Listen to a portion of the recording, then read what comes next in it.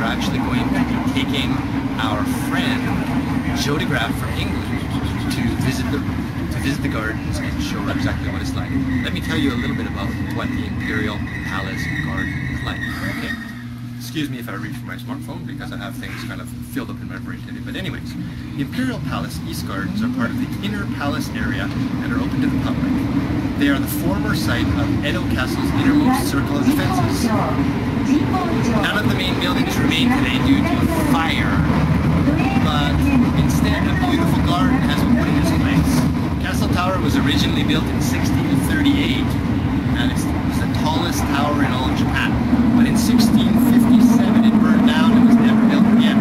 Instead, on the insides, they built a beautiful garden, and we're going to go there today and take a look and see how wonderful it looks in the wintertime. So let's go, shall we?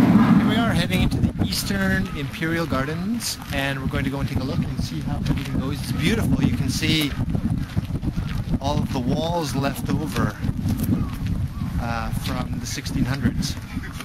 Behind me is one of the few, there are 4 guardhouses left over, and this guardhouse here housed 100 samurai guards who were loyal to the shogun, right there. And this is where they lived day and night, and they worked 24 hours a day in shifts. Look at the walls and how huge the stones are. This is Jo, she's from England. She works with me. What do you think about these stones? You just made an interesting comment. They are enormous. You don't often see in Europe, you don't see buildings built such enormous stones. Beautiful though, isn't it? Let's go into the park and see what we can see, shall we? Okay.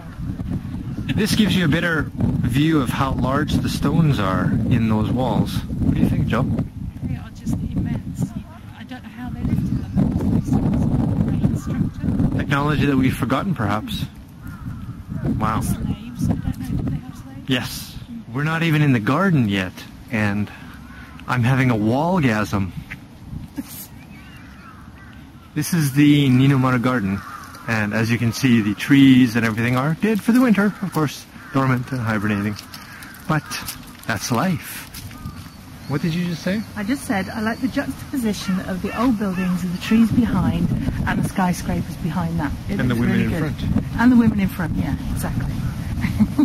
This is a little area here that has 47 different types of trees that depict all of the prefectural trees in the country. And there are some palm trees right there. So let's take a look at the moat. Now, look at this. Wow. What do you think of this, Jo? It's quite scary, actually. It freaks me out. Pretty high? Yeah.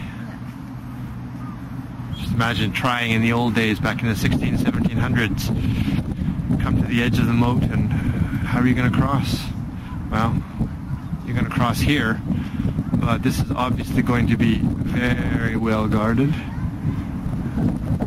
Here, so, just like this.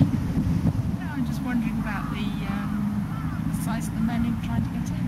Very tiny. I wonder, were they big? Yes.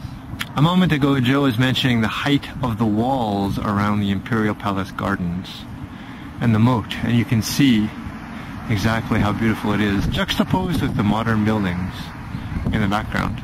Found you first? First I didn't find the Hiroko found the first geocache, but she came with us and we were looking, and I didn't just show it to you. No, you didn't. No, you didn't know where it was. But it's in a beautiful spot. It's beautiful. What do you think about this geocaching thing? I think I could be tempted. Tempted. To indulge. She and her husband like to go on walks.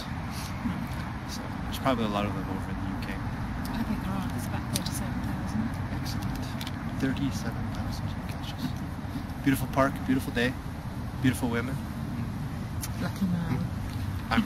Is a sandwich. That's All right.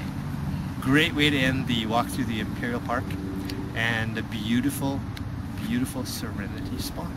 Come back in the springtime and you can see everything in bloom. Bye.